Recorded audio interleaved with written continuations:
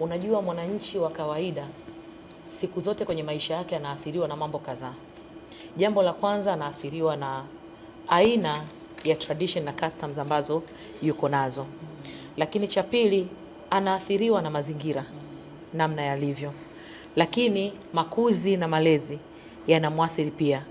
Sasa hivi viashiria vyote, ukimkuta huyu mtu amestick kwenye masuala yake, kwa mfano ya kiutamaduni, anakwambia bwana, sisi tangu wewe unazaliwa tunapikia kuni.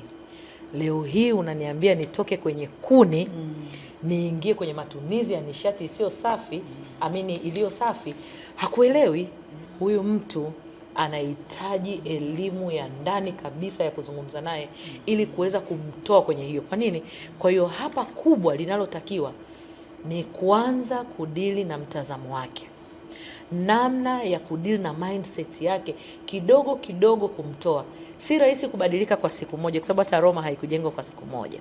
Kwa hiyo unatakiwa uanze kubuni mikakati mizuri kabisa ya namna ya kuingia kwenye eneo hilo la kwao, kama ni kijiji, ili uweze kuangalia nini utakachoweza kufanya.